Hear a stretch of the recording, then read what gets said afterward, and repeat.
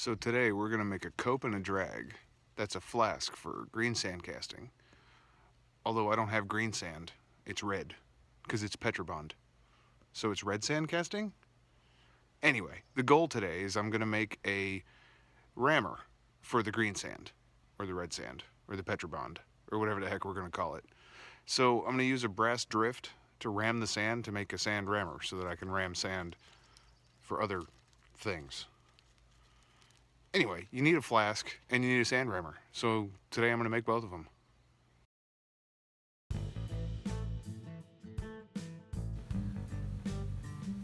I started making the flask fairly confidently. I got some wood from Home Depot, grabbed my ruler, grabbed a pen, started marking lengths. I figured it's a box, how hard could it be? All I had was a handsaw at the time, so I tried to cut it.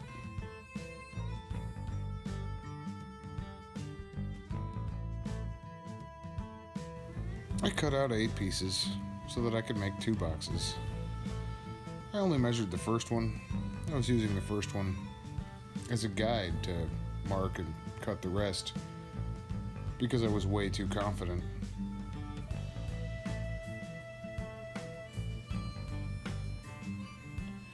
As you can see, my skill with a handsaw is lacking at best. These aren't even close to square. And when your cuts aren't close to square, you can't make a square box. The other bit of poor planning on my part is I bought these nice little angles to run the corners, but I was expecting to use them as outside corners. As you can see here, they're meant to be inside corners, and I'm beginning to get aggravated. Since my brackets won't work, I figured I'd bust out the air nailer and just tack them together.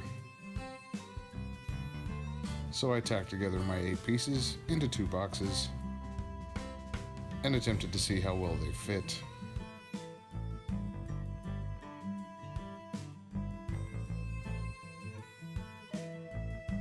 Even with rotating and pressing, they don't fit at all, and they're complete crap. Again with the frustration. So my buddy Logan was over, helping me out. He said, "Hey, I'm a carpenter. Let me try this." So he broke out the ruler, grabbed another piece of board, and then did some crazy things, like measuring all the lengths of board instead of just the first one, and using a square to line up the pieces prior to air nailing them together. We installed the hinges to lock the cope to the drag, and tried some petrobond casting.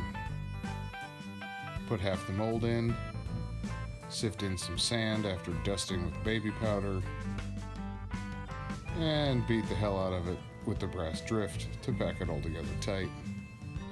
Everything seemed to be going as planned.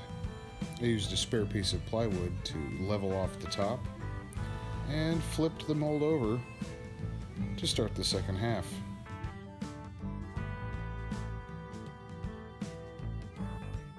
This is done much in the same manner, where you add the other half of the mold, add something to act as a riser and a pour spout, and then ram the sand home.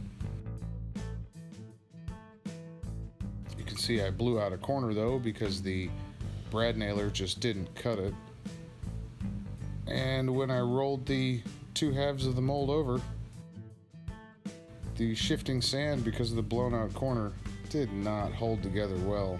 I wasn't able to pack it in tight enough to get a good mold. So this is completely shot. At this point, I'd become frustrated enough that I needed the correct tool. This is the correct tool.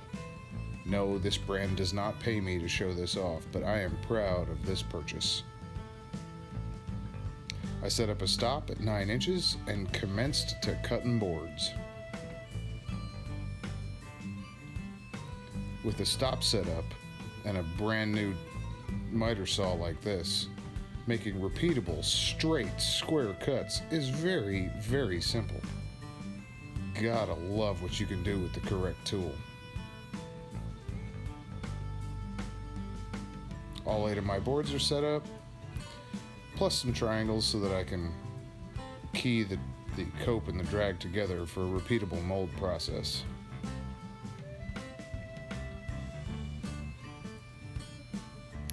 Having learned that my brackets are inside corner brackets and that air nailing isn't going to cut it, I went ahead and set up the brackets on the insides at the corners. Pre-drilled some holes, screwed the brackets in, wash, rinse, repeat.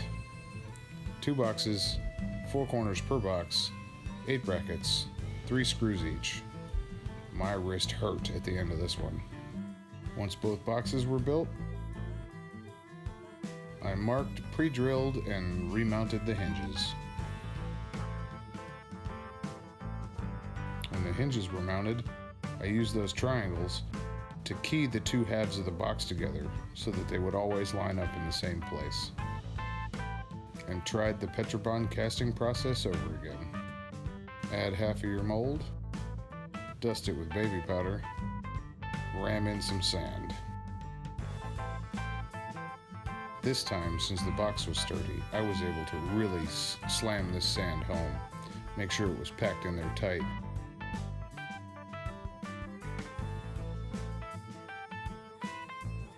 Again, using a piece of excess wood to knock off the top, make it nice and smooth. Flip the mold and repeat for the other half.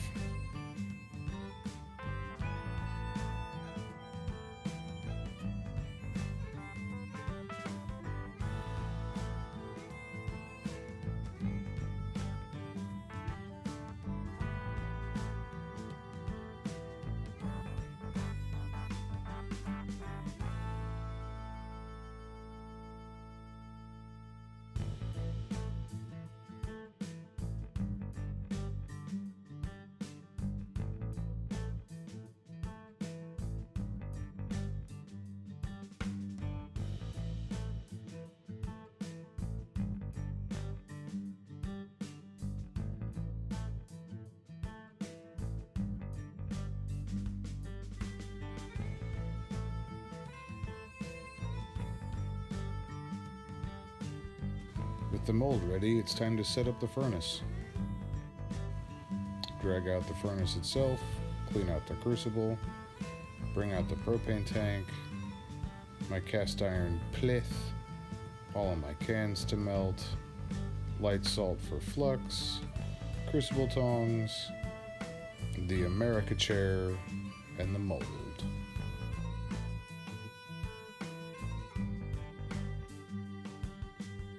Next few hours are spent tossing cans into the furnace until it's time to make a pour.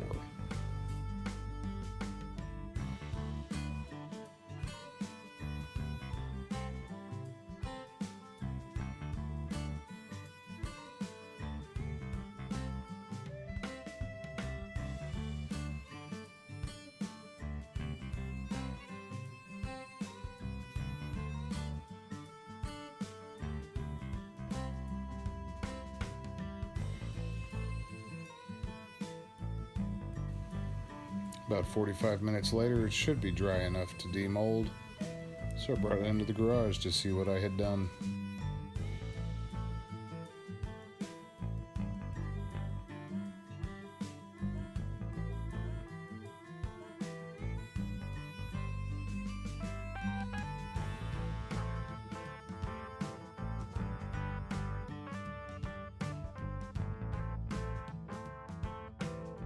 Take my freshly cast part to my table vise, use an angle grinder to cut off the screwing, and a flap disc to polish it up. As you can see, the end result looks quite impressive. Nice and shiny. Is it perfect? No. Will it work? Absolutely. Even with this gaping hole.